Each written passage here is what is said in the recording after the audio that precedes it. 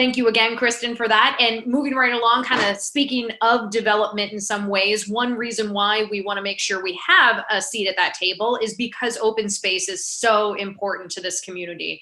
And we know that, and no one might know it better than Dennis Mattey. He is the head of open space as well as the facility services at CA. And I'm going to turn it over to him to talk about some of the questions you had on open space. Dennis. Thank you, Dannika. What I'd like to do is spend a few minutes talking first about the different assets that exist in open space. Open space is responsible for the land and the buildings. Most people have been out in the open space a little bit, but most people probably don't know there are 95 miles of pathways, 23 miles of sidewalks, 174 tot lots, 3 lakes, 46 ponds, 283 bridges, 3 overpasses, 10 underpasses, and 49 facilities of building.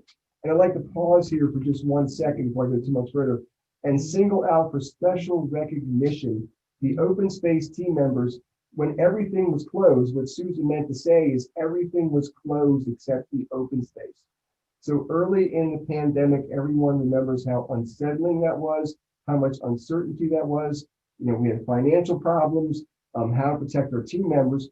Well, they came out and they worked and they kept the open space open. In fact, a couple of them very early in the pandemic called and said they were willing to volunteer to keep Columbia, keep the pathways open. So while everything else was closed, the pathways were open for residents to enjoy and use.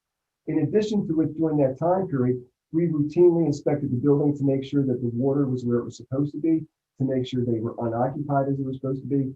We completed repairs where the budget allowed to get some work done while the buildings were unoccupied. During that time period, during the pandemic, we have refurbished 17 tot lots. We've replaced 9 bridges. We've renovated over 4,000 linear feet of pathways, and we've done some major projects, Rustling Leaf Stream Restoration, the Symphony Woods Pathway. We've kept ourselves busy. We've also refurbished and replaced the mulch in 80 tot lots, and that's 2,000 yards of mulch. And just to give you a frame of reference, 2,000 yards of mulch, and of course we get it in big trucks, but if you were to go to Home Depot, you'd need to buy about 10,000 bags of mulch to make that work. We had to triple trash pickup at the high usage areas, Lake Kinnekundi, Town Center, Lake Elkhorn, Wild Lake. Everybody was out in the open space, we were excited, but there's been so much more activity in the open space, and our team members have responded. I couldn't be more proud of them. We also created a digital inspection system for the tot lots, the lakefront, and the monument signs, so we can maintain those areas better. The energy management team, and that's Jeremy again, he went around and he located and he had installed 100 sanitizing fans and put some HEPA filters in the systems. He also adjusted the HVAC system to maximize the indoor air or the outdoor air that was coming indoors. He monitored the facilities on a standby basis when they were closed. And during that time period, with everything else going on, he also completed a number of HVAC replacements at the other barn, Teen Center, Daily Life Center, and the Supreme Sports Club. And I'd like to have Jeremy talk about indoor air quality for a minute. I'm Jeremy Sharpenberg. I work in the Construction and Facilities Management Division of Columbia Association. And we're going to talk a little bit about some of the air quality issues and things we've done in our facilities to make them as safe as possible for our members. From a health and safety perspective for our members, it all starts with our air conditioning systems. Fresh air is constantly brought into all of our facilities in accordance with building design standards. In fact, nearly 1/3 of the air flowing into our rooms at any given time is fresh outside air. Additionally, the air in each room is filtered approximately 10 times by our air conditioning systems. So the whole typical in this class, the air in the room has been exchanged for fresh air and filtered numerous times. I'm Jeremy Sharpenberg. I work in the Construction Once was enough, I think. Division of.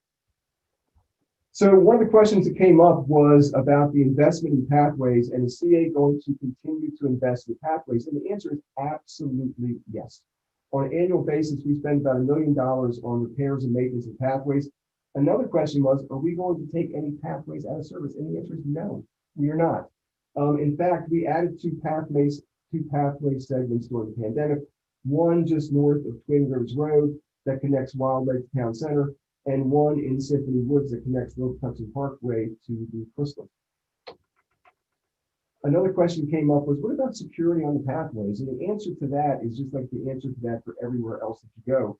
If at any time you feel unsafe on the pathways, contact the Howard County Police. Any on the pathways and any open space areas, if you feel unsafe, contact the Howard County Police, and they're trained to do that. They're familiar with our pathways. They know the numbers of the bridges and the pot lots. They know where everything is, and we work with them a lot. Question came up.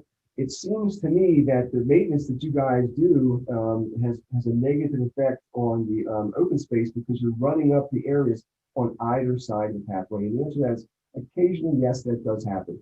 What we've done to try to prevent that is we've kept in service some 10-year-old Ford Rangers that we would otherwise have gotten rid of, but they're the smallest trucks that we actually can't purchase anymore, but they're the smallest trucks we have to get out on the pathways and maintain them. And occasionally we do have to put bigger trucks in the pathways. We do tot lot work, or we do a bridge replacement. And at those times, what we do is we come back in and restore the areas where we have rutted up around the pathway. Now, one of the things we have done to make that better is where it works or where it is possible, we have widened the pathways to allow for better maintenance. In addition to which, I know there are parents, strollers, there are bikes, there are walkers, there are runners, there are joggers, there are scooters. There are all kinds of people out there on the pathways, especially in high use areas. And widening the pathways makes them more serviceable for everyone that's out there. Also got a question, what about sidewalk maintenance? Who's going to maintain the sidewalks in Columbia? And the answer to that is CA has about 23 miles of sidewalks, which represents about 25% of the sidewalks in Columbia. We maintain that 25% of the sidewalks. If you have a sidewalk between your house and the street, that sidewalk is for you to maintain, just as CA maintains the sidewalks where it's adjacent to open space. Another question was, is CA going to continue to maintain the older facilities, and how can we be sure you're going to maintain those buildings? And the answer to that is we absolutely are going to maintain those buildings. During the pandemic, we did some renovations to the Thunder Hill bathhouse, the pool bathhouse. We replaced the roofs at the Bryant Ridge, Running Brook, Longfellow, Phelps Luck, Jeffers Hill, and Thunder Hill neighborhood centers. We put a new ceiling in at Phelps Luck, replaced the siding at Thunder Hill, and we did some fence work at Locust Park. So yes, we are committed to maintain the old facilities. And to be more specific, we have proposed spending $600,000 in the FY22 budget for the community centers and neighborhood centers. The outdoor pools, we're proposing to spend $550,000 in the FY22 budget. And as an example of a project that we propose on an older building, we're proposing to spend $200,000 on the roof at the Owen Brown Community Center. And the big question is, what is CA doing to preserve the open space? And the answer to that is, I feel like my mission in open space is threefold, really: to preserve, to activate, and to educate. And so we're trying to preserve the natural areas as they existed pre-development, and that can be messy at times. If you're driving down Little Patuxent Parkway, Elliott's Oak Road, Harper's Farm Road, you'll see some work in some stream valleys, and those aren't natural areas anymore. Columbia development has severely eroded those stream banks and undercut them. If you went somewhere up into western Howard County or western Maryland or far away from any development, you would see much different looking streams than we have in the 35 miles of stream channels we have in Columbia. So we're trying to restore those areas, and yes, it is going to be a little messy initially. Come 6 months from now, they're going to grow in incredibly quickly. There's 1,000 trees going back in 8 acres. There's 2,000 shrubs. Come June, July, they're going to green up, and they're going to look completely differently. So long-term strategy, I feel like I couldn't have a better job. I couldn't be luckier than I am. We have long-term strategies to maintain the ponds, the lakes, the pathways, and we're working on more of those as we move forward. In closing, I'm out in the open space all the time. I was out there yesterday looking at pot lots, as a matter of fact, and I feel like I won the location lottery in life. There are so many beautiful areas in Columbia. And if you just get out and walk the pathways, they're everywhere in Columbia. And the final thing I would say is that in many cities, they try to put parks in the city to make them better. What's happened in Columbia is that a city has grown into the park. The 3,600 acres of open space is just an amazing asset for Columbia residents. Thank you, Danica. Thank you, Dennis. And what a way to put that. I mean, I've lived in a number of places over the course of my life and career, and Columbia is really special in that regard, certainly for being a city built around its parks, if you will. That's a great way to put that. And appreciate all the work that that crew has done to keep us a little more sane during this time, that's for sure.